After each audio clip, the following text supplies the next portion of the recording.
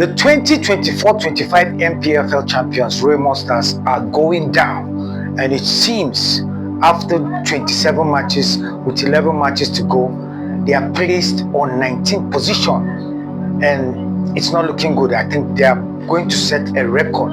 They'll be the first champions to be relegated after winning the MPFL, then coming the next season being relegated. But yeah, they still have 11 games to go. Probably a calculative chance to escape relegation. But here are three notable aspects that I'm going to discuss about.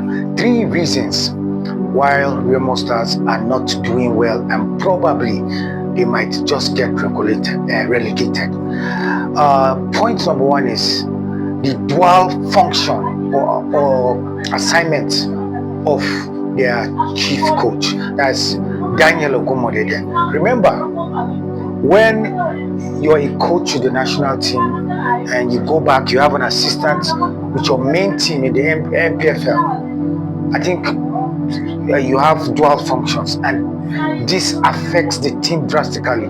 Don't forget, Daniel Ogumodede was there from the start of the season, but suddenly the Chan Championship, which was he's supposed to be there to shape pre-season scouting and recruitment of players, because a lot of players that played last season for Remo Stars left, and there was a need for Daniel Ogumodede to monitor scouting procedures. But national team assignment was on his head, and he couldn't concentrate.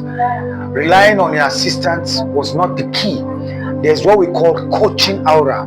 Once the head coach is there, players see him. There's this confidence, and that was missing in Remo, and partly that affected them. It even went on to affect the team bonding, which totally was missing because the head coach wasn't there. He was there, he wasn't there. The bulk of the games of Remo Stars, he wasn't there. Look, MPFL matches were going on when the Nations Cup were going on, and Daniel Ogumodede was missing, and these are part of it. And again, their scouting framework has been compromised. You can understand that a lot of players coming through and have left haven't been replaced properly because the head coach wasn't there to oversee the system and the replacement of players, and this went on to affect the team. Then the second point is after the fracas between during Remo Stars and Kodu game, there was crowd trouble, and even though before then, Remo Stars were playing away from home because the stadium was being renovated. But after match day 20, they had to relocate to the Lakon Salami Stadium in Ibadan, and you can see they were drifted away from their fans. The adaptation that they were enjoying in Ekene, and they couldn't get it in Ibadan and Abeokuta. So these are key factors that went on, because once you play in a neutral ground, the chances of you without the 12th man, that's the fans, it's just slim.